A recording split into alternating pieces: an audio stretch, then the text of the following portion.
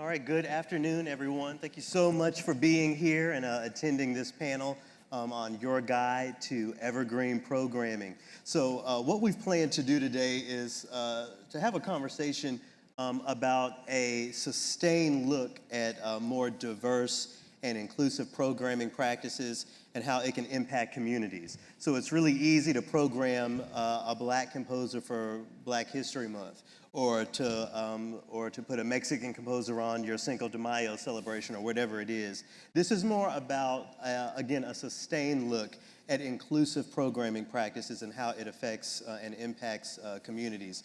It's not an easy job, it's not easy work, so we'll be laying out successes and challenges along the way. And what I'm really happy about concerning who you're going to hear from today is that we represent very diverse backgrounds and diverse perspectives on these conversations. The through line is that we all can have an impact on this change. And it's not just about putting this music on concerts. It's about validating and respecting music by women and people of color as equally valid as the music in the canon, in many cases more valid than the music in the canon. So I hope you enjoy this conversation and think of some questions along the way. Slido is available for you. I have an iPad here to take your questions. There are also microphones set up.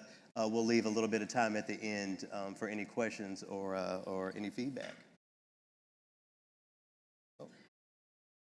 All right, so I would just like to start with each of us introducing ourselves. So my name is Garrett McQueen.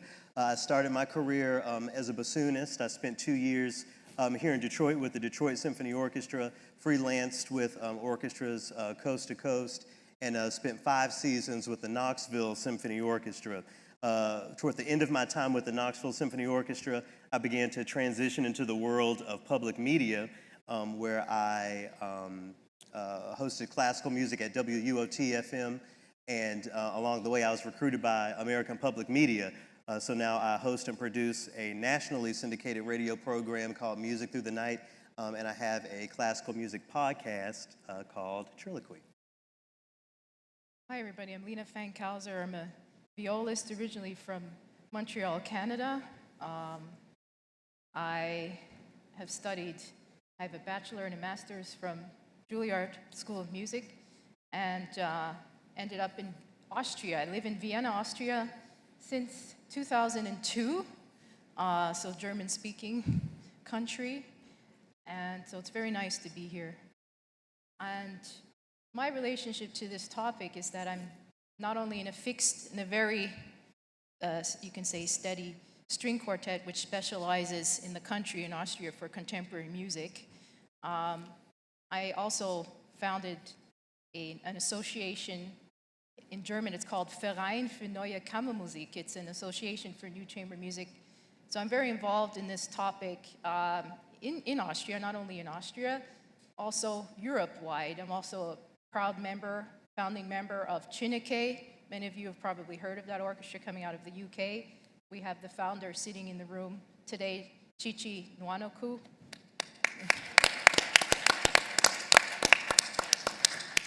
And she has been she has been a profound influence on me and many of us players in Europe, and has, since she's founded the orchestra in 2015, has been an incredible source for us all. All right. Okay, should I go ahead and do this? Just introductions for now. Oh, sorry. Yeah. Okay. I'm Steve Waggaman. I'm the president of the Chamber Music Society of Detroit.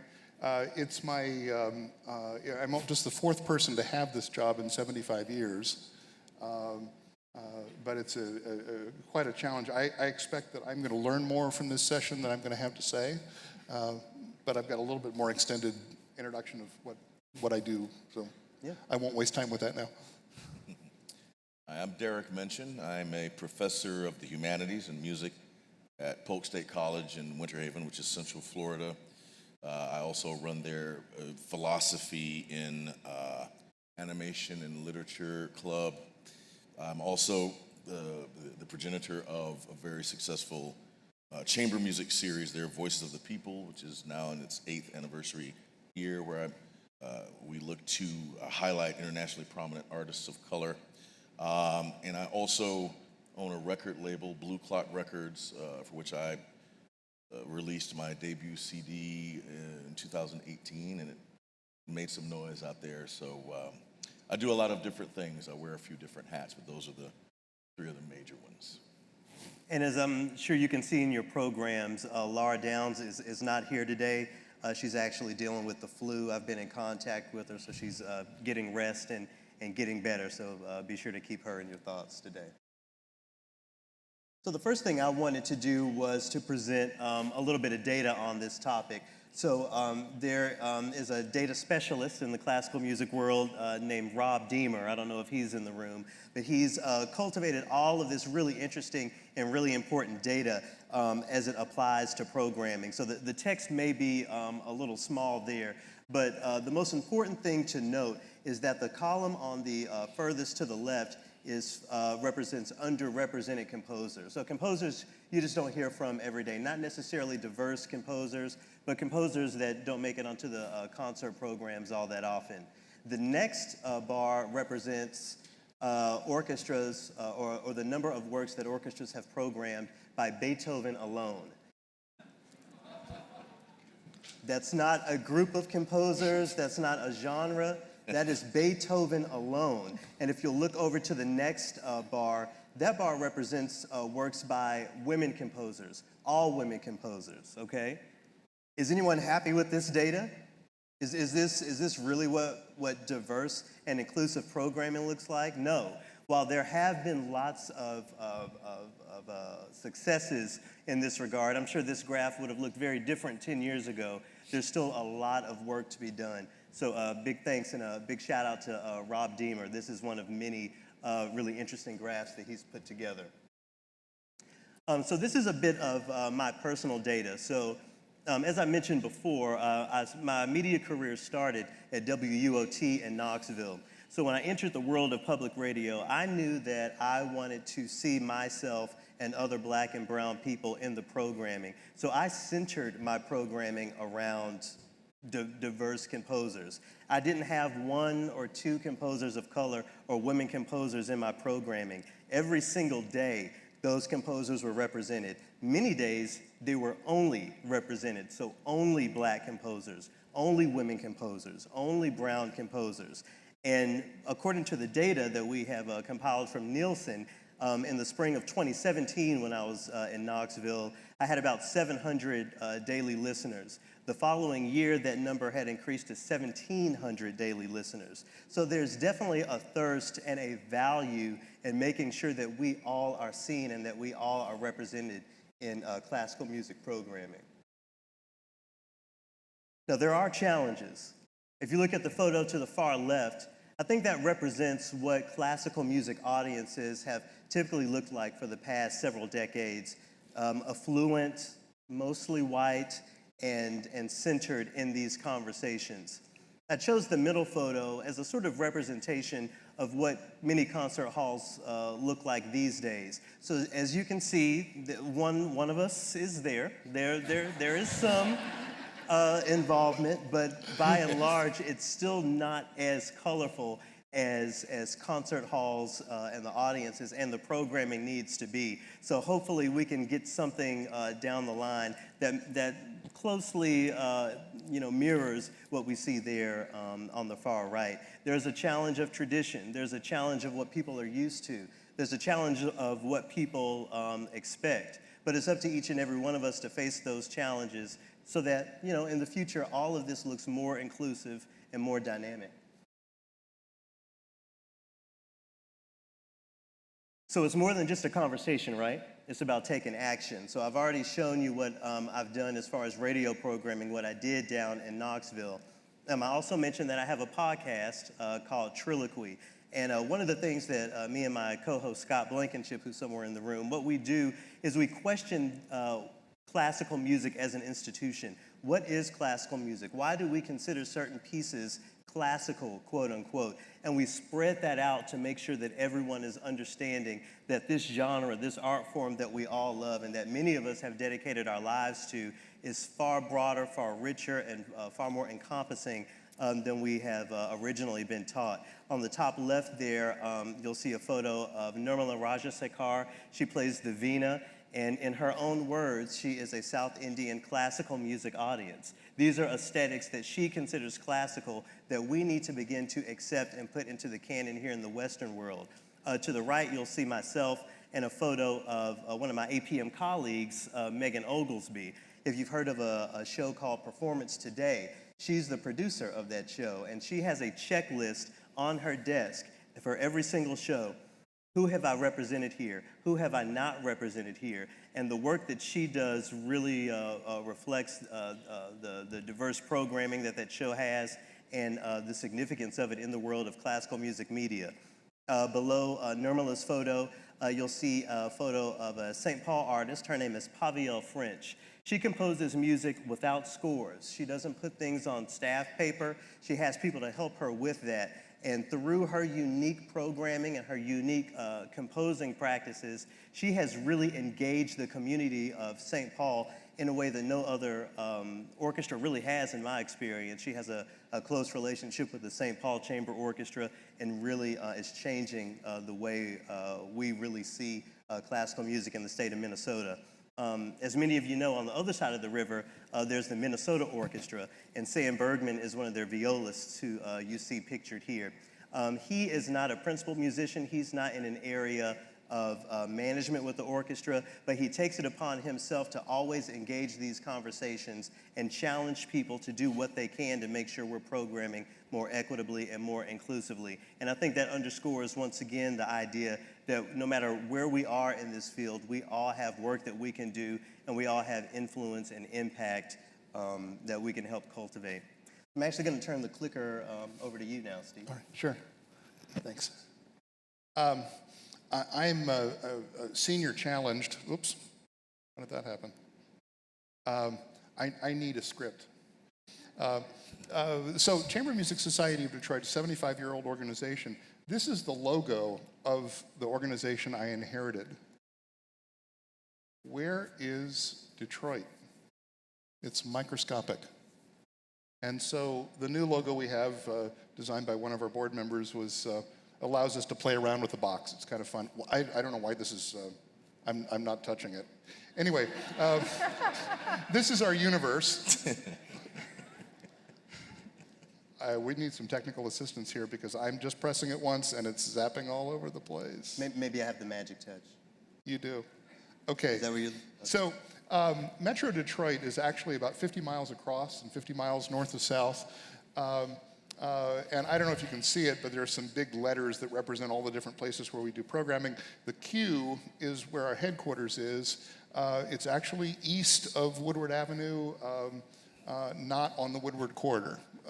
We're really happy to have a headquarters in a place where we actually learn something. I think we're, no, it's still doing it.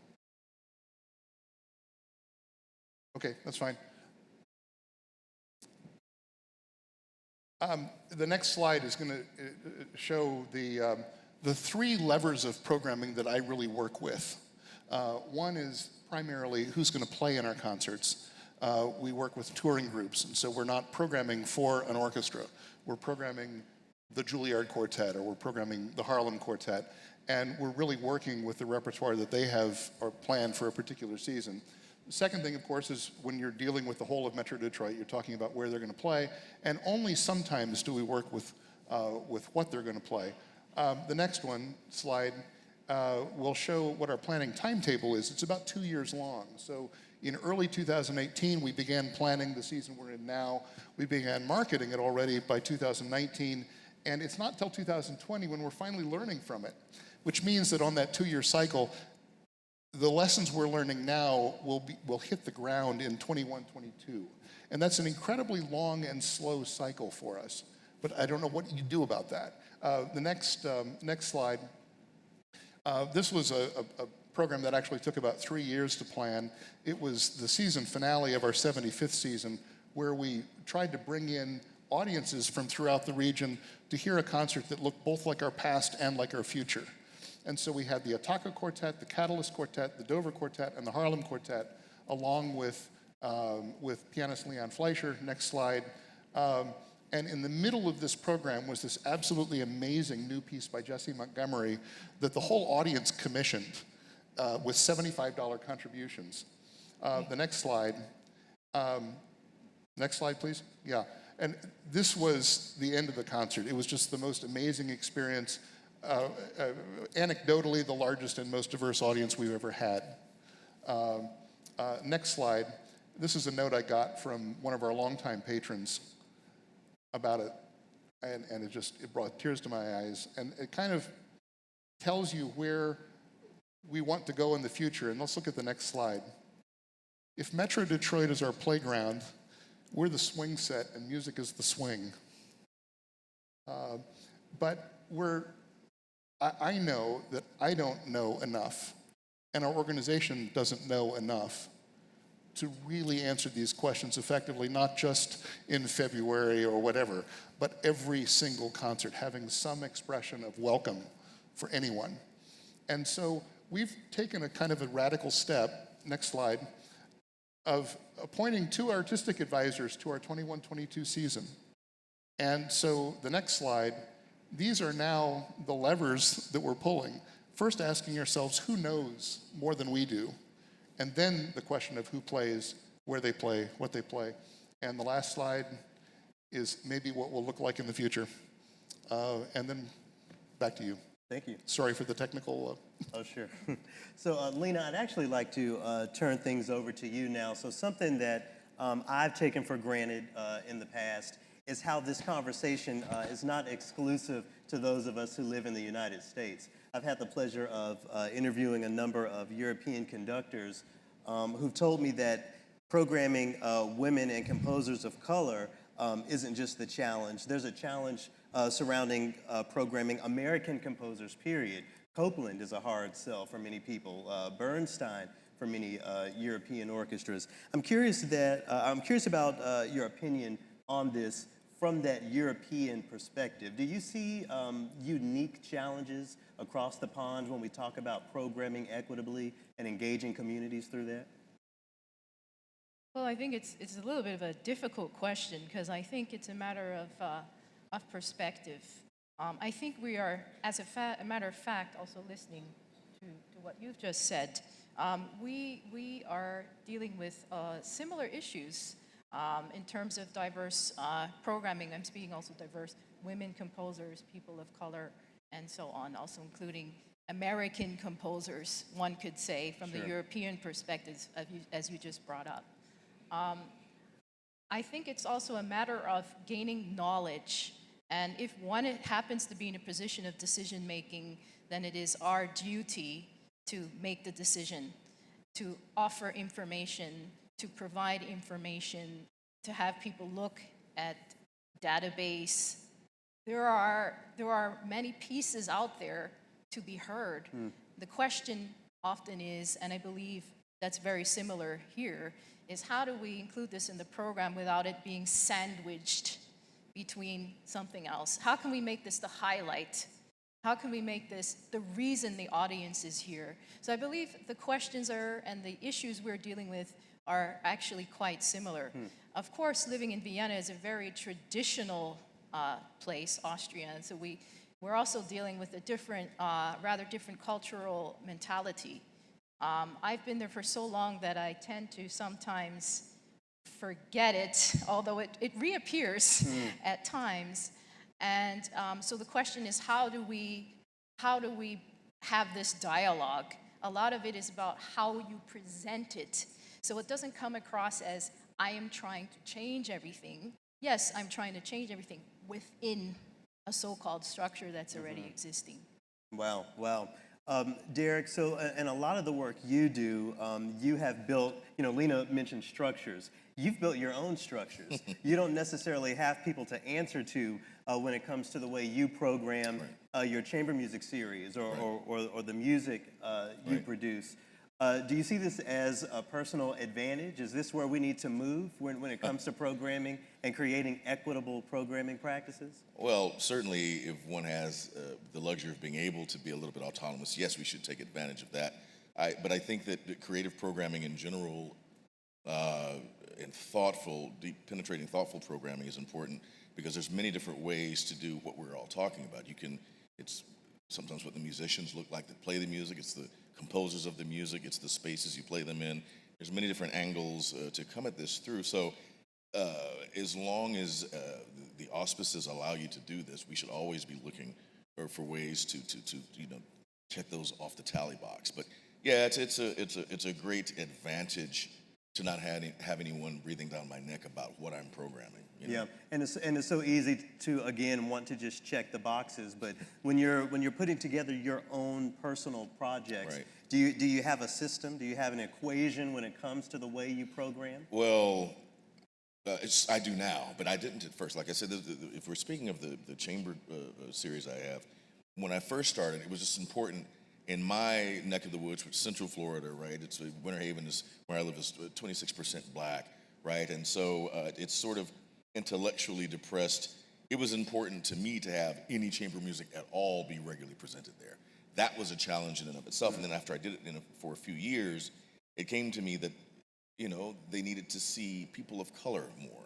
And so I did things such as I would do late Beethoven quartets, but go out of my way to make sure that all the personnel were African American. I wouldn't say, hey, here's a black quartet playing Beethoven. It just happened to be that way. It was great music played by great performers, but what I ended up doing was taking advantage of the fact that we live in postmodern times where there are no lines of demarcation, there are no lines of blurring, or rather the lines are blurred.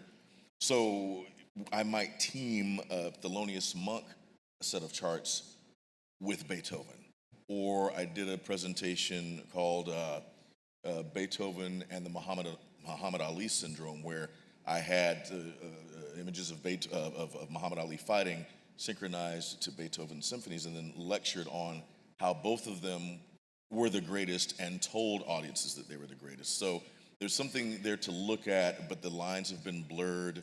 And then also the concerts ended up being the first half classical and the second half jazz. So there's a little bit of a formula I use now where I call it mixing it up, where there's not just one genre that's ever offered in one concert. Yeah, yeah. Stephen, I want to turn to you. I found it really interesting what Derek was saying about putting Beethoven with these other sounds and with these other genres. Do we have to do that? Is it okay to have a concert without music by one of the common composers on it? I think it is. There are really two different issues here. What are people going to really absorb and love when they're in the seats? That's one question. The second question is, are they going to come sit in them? And depends on what your audience is. If you have, like our flagship series is a long-time subscription audience of about 400, supplemented by others that come and fill as many of those 700 seats as we possibly can. We know, just from experience, that if we put something big, canonic, familiar on the second half, they will endure anything on the first half to wait and hear it. If we put something new and unfamiliar on the second half, you will see the cars leaving the parking lot. And so finding formulas for that to happen is important. The other thing is that now that we're programming all over Metro Detroit, we can find other places in the city to do other kinds of concerts where we're not risking offending our subscription audience that's still paying all the bills. And I don't want that to sound like we're balkanizing, because we're just having to be very careful with the audience that is supporting the organization.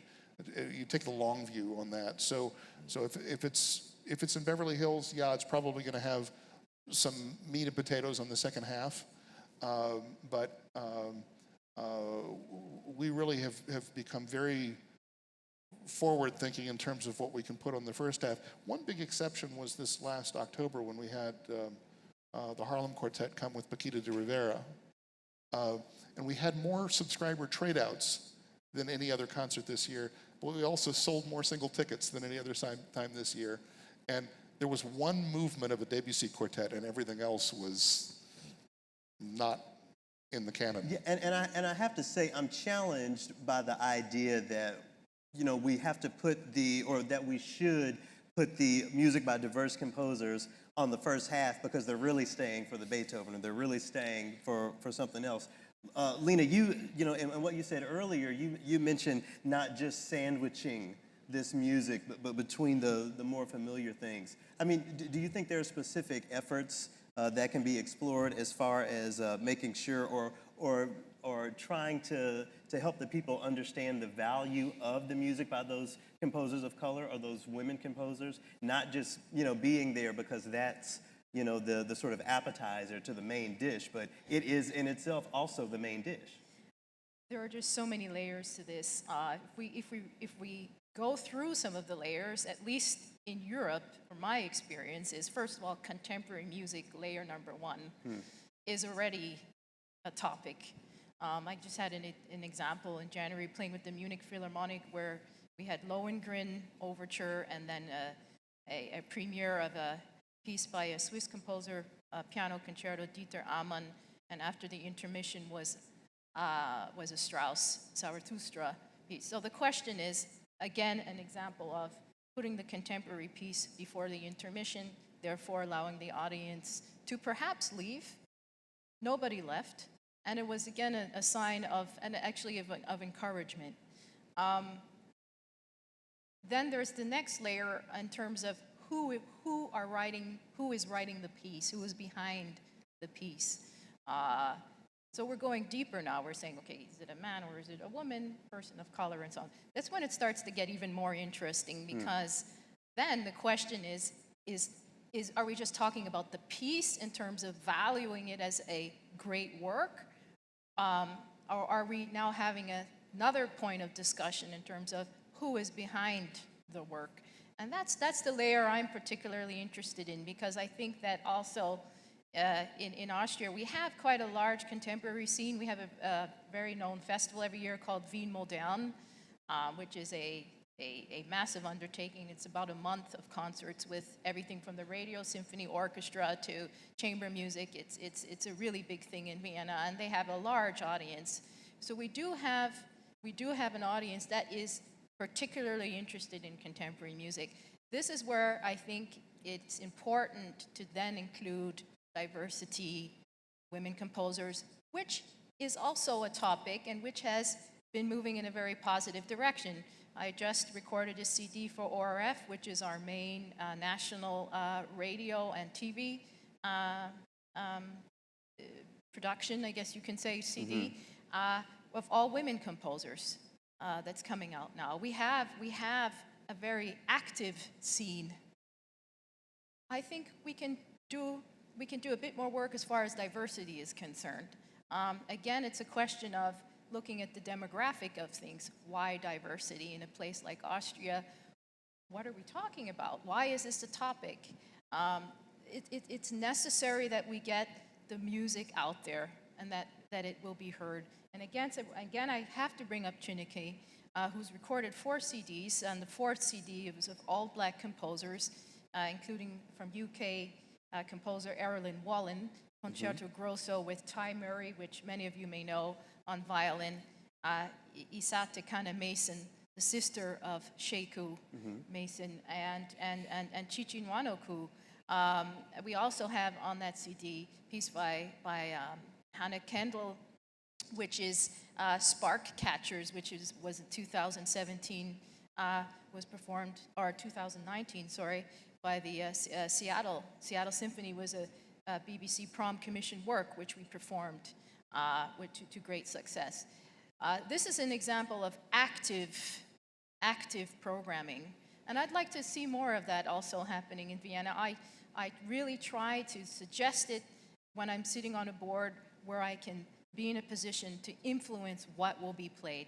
Also, as far as my string quartet is concerned, we play all these pieces. Why not this?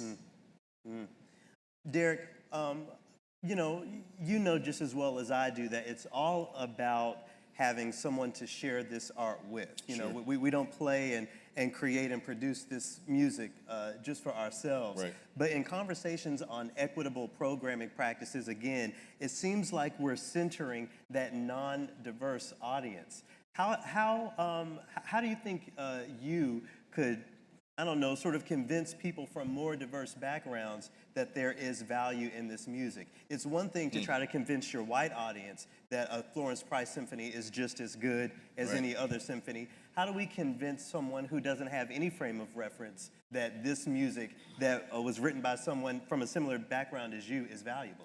That's tough, isn't it? So one of the things I do is I try to present a composer or a luminary from an artistic area of concentration in a few different ways.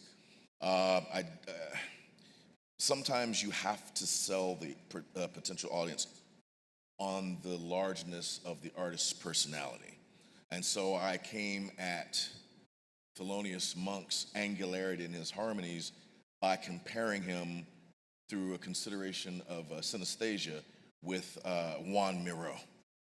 And so I did slides of the paintings of Juan Miró and talked about how the jarring juxtaposition of bright colors in his works were somewhat analogous to the jarring and shocking chords that Monk used, and it was successful. I had some students in my classes that actually understood for the first time what Monk was doing because they had a little visual aid.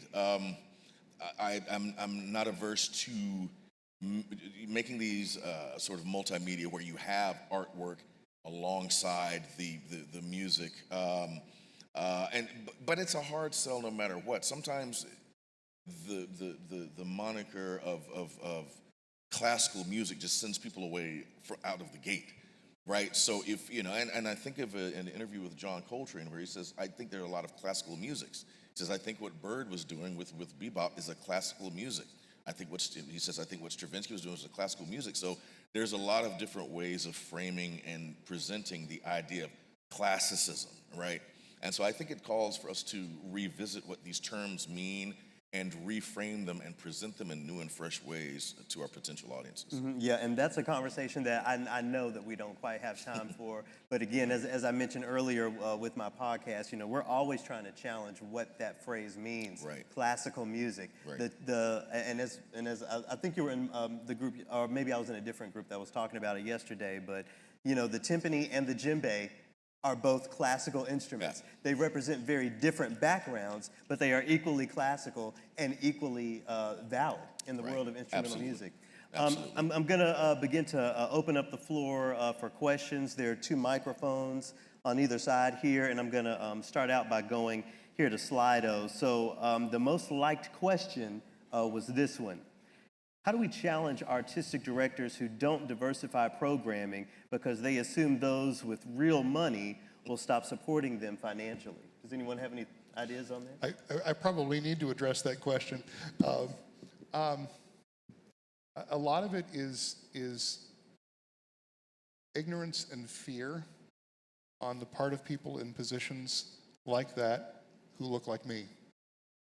And I think that's one of the reasons why we're reaching out for help. And I think ultimately it's about sharing and surrendering curatorial power. And being comfortable in your skin enough to do that.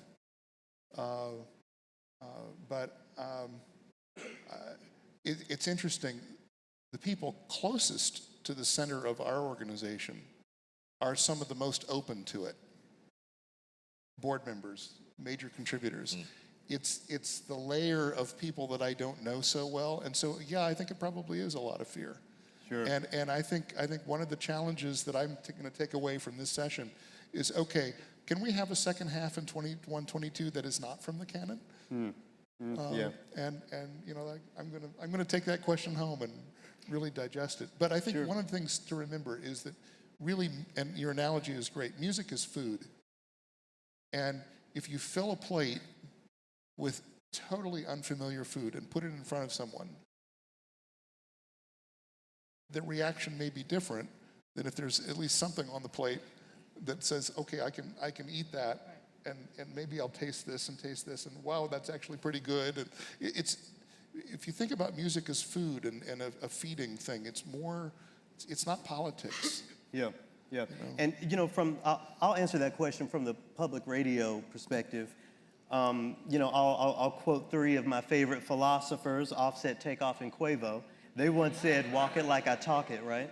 So for me, when it comes to making sure that public radio stations can program more diversely and that can be sustained, I need to have a part in that. So I make monthly contributions to many public radio stations. It's up to all of us to make sure that we are doing our part and being part of the problem when it comes to the fiscal sort of complications of this conversation. Let's go to this microphone here. Hi, I have a question for Lena or others on the panel who might be able to suggest some resources or online databases that can provide a variety of chamber music ideas by composers of color or women composers. In my orchestra, San Francisco Symphony, we have a chamber music series, and all of the music for that is chosen by the musicians. So we really have a huge license to program whatever we are interested in, and I think there's a lot of interest in finding new pieces that haven't been familiar to our audiences, particularly right now for people of color, women composers, and where would you steer us to look for a whole lot of different pieces to choose from a variety of instrumentation? Well, I first of all think that this is part of the issue is bridging, because you had mentioned that San Francisco Symphony is bridging the information that we have on our side of the world and the information that we have here. For example, I know of many composers and things in my scene where I am, where on this side of the world we're not aware of. And so therefore I think it's a little bit of a situation where it's quite separated. And I know that there are many existing databases where one can go and find repertoire. My experience has also been finding, I don't want to use the word of mouth, but also through meeting composers and talking to composers who are talking to other composers and talking to other composers, therefore gaining information also that way, because there's sometimes pieces that are not even written yet. We were talking about that, about to be written, that could be an interesting combination of instruments which you can perhaps program in the future. I do believe that the information is out there. However, I do think that it is not only taking an active approach, but also joining in on the conversation. And I'll add that, we shouldn't take for granted that classical music is living and breathing. There are diverse composers around now writing music that can be programmed for chamber music or for orchestra concerts. I encourage you to reach out to the American Composers Forum. There are lots of artists and music creators there that could fill some of these gaps. Earlier in this session, I mentioned Rob Deemer. He's a part of what I think is called the Composer Diversity Project. Database is there. So again, the information is there, and events like this help make that networking possible and a little bit more fluid. But before I go to this mic here, I'll be remiss if I don't say that Drake was also in Walk It Like I Talk It, so I don't want anyone to, Okay, go ahead. Hello, my name is Joseph Tornquist. I'm a violinist from Montclair State University in New Jersey. And my question for everyone on the panel, but it's touching on what Mr. Derek Menchan said earlier. When you were programming quartets in Central Florida, you mentioned that you would just program a black quartet and not say, oh, here's a black quartet, but you just did it. And I wanted to ask the question regarding this because it was actually brought up at a Chamber Music America conference a month ago. When programming music of any kind from composers that are underrepresented, whether they be African American, Latino, or female, when you're programming this music, do you do it in a way because you feel this obligation that you need to do it? Do you educate your audience because you feel like you need to do it? Or do you just do it because you want to create a normalcy in this Western canon of programming classical music? Very great question. I think I might do my programming the way I do for all of those reasons. I have to remember that I'm not presenting programs, maybe unfortunately, in my own living room, but I'm presenting them to other people. And I'm also a visual artist. I never lose sight of the optics of a thing. And it's important to change up who is bringing the music. The music is oftentimes mostly an oral set of phenomena, but the optics of who's bringing it is very important. So I remember bringing Eve Beglarian, a dear friend of mine, an American composer, and I didn't bring her during Women's History Month or anything, but I brought a living, breathing composer, because it's important to see people that are doing the craft right now. And I'm very well aware that some of my seasons, all of my artists are of color, you know, and my mission is to bring internationally prominent musicians of color to do concerts. But I also want them to know that color is not such a line of demarcation making thing where we just want to rule out white people altogether. I want it to be a melting pot. I want everyone to be represented. We just have the issue that people of color have been woefully underrepresented. So I do my part to make sure the optics fit the mission, if that makes sense. And I'll add, the late, great Nina Simone, a woman who described the music that she created as Black classical music, famously said that it's an artist's duty to reflect the times, okay? I don't have the clicker, but you all remember the slide that I showed that demonstrated that orchestras are programming more music by Beethoven alone than all women composers. Those are the times we're living in. So no matter what your heritage is, if you consider yourself an artist, according to Nina Simone, it's your duty, it is your obligation to reflect that. So I definitely see it as an obligation. It is a part of my life's journey to make sure that these conversations are being had and that action is being born from those conversations. Thank you. Hi, my name is Daphne Henderson. I am a double bassist completing my bachelor's degree at the University of Maryland. I have some context that's kind of leading up to my question. I curated a junior recital last year that composed entirely of women composers for the double bass. And I also am part of a committee at the School of Music that focuses on equity, inclusivity, diversity, and accessibility when it comes to programming into the School of Music in our community.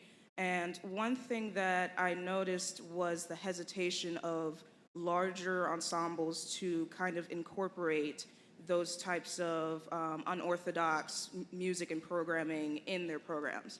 I say that because we were planning to perform Valerie Coleman's Phenomenal Women for our orchestra performance this February, in addition to Clara Schumann and Brahms. And without warning or any reason, the piece was removed and replaced with another composer.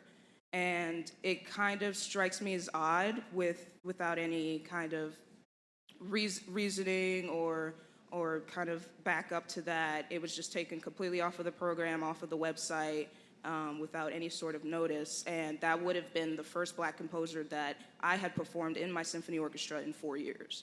So I ask, what is the best way to kind of incorporate that motivation that we as a soloist or as a chamber group onto a larger ensemble group that is hesitant to kind of move from being used to Beethoven and Mozart into a more unorthodox classical programming?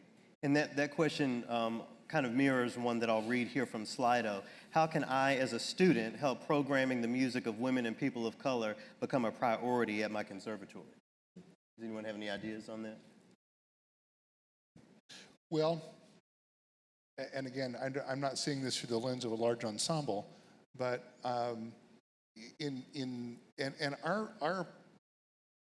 my personal lens on this is making sure that at every concert there is some expression of welcome, and that expression of welcome can very often come in the form of the background of the composer that's being performed.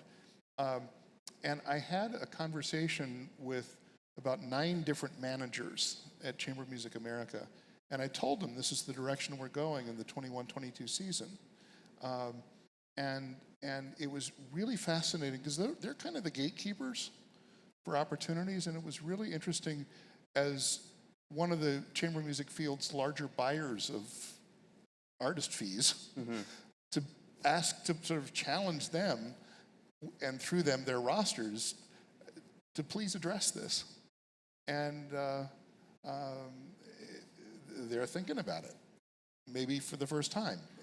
A couple of them definitely for the first time. Derek, we haven't brought it up yet, but you also work in academia. Yes. I understand. I wonder what your thoughts are on that.